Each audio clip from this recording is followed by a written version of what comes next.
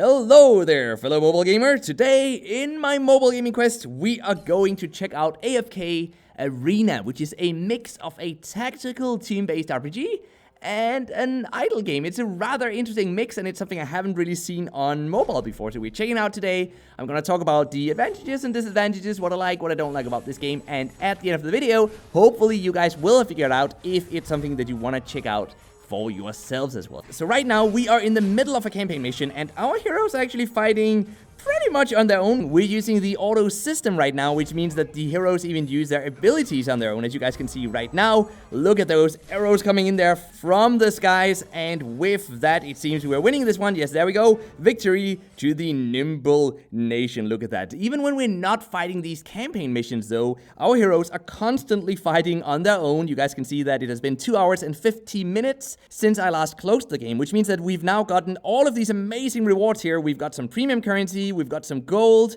we've got some hero experience, we've got some player experience, we've got some of these hero essence, which we need to level up our heroes, and I'm gonna go show you guys that right now, and we even leveled up to player level 11. So let's go have a look at our heroes in here. This Lightbringer here is one of our absolute strongest heroes, so how about we go level that one up right now? We can confirm here, and there we go, level it up to level 21, and we're gonna just level it up a few more times here. I want to get it to level 25 if possible, if we have enough resources. We're using some gold, and we're using some of those hero experience points. Apart from that, we can of course equip gear. We actually have some new gear ready for this guy. There we go, fully equipped and ready to go back into action. It looks like we have something new for this one here as well. Look at her, doesn't that look amazing? We got some new gear for her. She is good to go, and with that, I think we're pretty much ready to head into yet another campaign mission. So let's do that right now. This should be, let's see, this is, I think, level 15 in the second world in this game. So yes, this is, as the name implies, very much an AFK game that you can play while you're studying, you're working,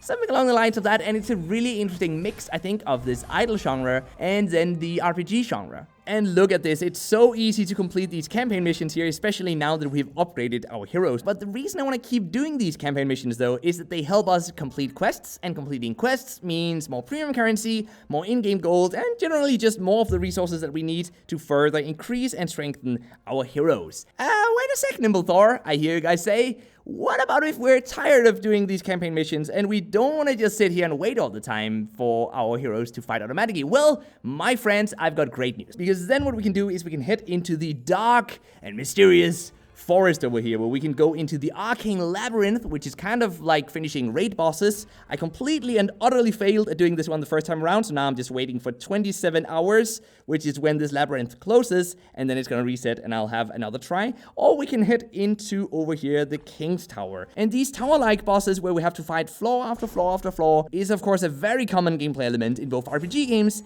and actually also in RPG idle games. So this is not something new. The game is certainly not trying to reinvent the wheel here, but it is a nice way to earn some extra premium currency and some extra of the resources that we need to level up our heroes. But at some point, of course, we also do want to unlock new heroes, which is why we can head into the Noble Tavern. And so how about we go summon some new one here in the gacha-like unlocking system. Right now, I'm going to do a 10 summon, and we're going to see how lucky we'll actually be. Let's open them one after one. I think there was actually a rare or legendary one. Is that it? Let's open all of them. Seems to be a rare and pretty normal one. And another good one over here. Look at that. What's it going to be? The Dream Hopper.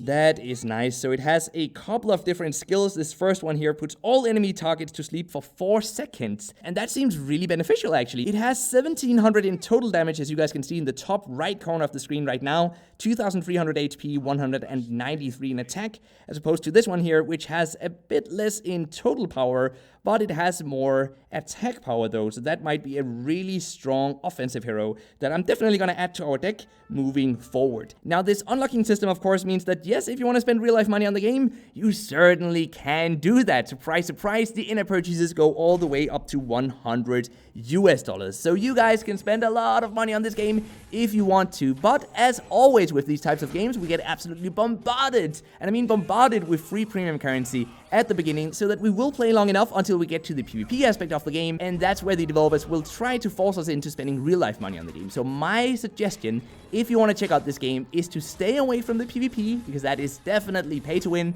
You're not going to have a good experience with that. But what I also encourage you guys to do is to go look for some promo codes online. they will give you a nice bunch of tickets that you can use to summon some more heroes, and that's going to give you a very nice head start in this game. And then you can go in here, click on the icon in the top left corner, you can click on settings, and you can click on this button that says redemption code. Definitely be sure to do that. I found a few codes already online. I'll try to remember to link those in the comment section down below. Leave me a comment if I forget that though, but you can also just find them online very, very simply through a very quick Google search. So now that we've covered why you might enjoy this game, but also what you should certainly be aware of, and the fact that you should probably stay away from the PvP aspect of the game, can I recommend you guys to check it out for yourself? And to that, my best answer is that I am actually having fun with this game. I mean, at this point, the game is pretty much playing itself. I don't have to do a whole lot. I simply tap a few buttons, but I do get that sense of progression that I think some of you guys who are really, really busy with your day-to-day job or with school currently might actually enjoy. It is nice to get back to this game and see what has happened since you left it the last time. But that's just idle games. Do you like them? Don't you like them? Let me know in the comment section down below. And now it's time for the mobile gaming news of the day, which is that the mobile game subscription service called Hatch, which has been funded by Rovio, by the way, has now made a partnership with Samsung, which means that anyone in South Korea who buys the Samsung Galaxy S10 5G will get no less than 3 months of free access to the Hatch game service. I have still to try out Hatch for myself, but it's interesting to see the company pushing forward, even if currently it's only in South Korea, so it won't be able to really benefit from the offer. I just hope that we'll get a similar promotion at some point here in the West, so I can get an opportunity to check it out for myself, and if I do, I will be sure to let you know what I think about it. But I'm curious to hear if some of you guys have already tried Hatch, so if you have, let me know in the comment section down below what you think about it. And with that said, let's wrap it up here, and until next time, just keep gaming, stay awesome, and I'll see you guys around.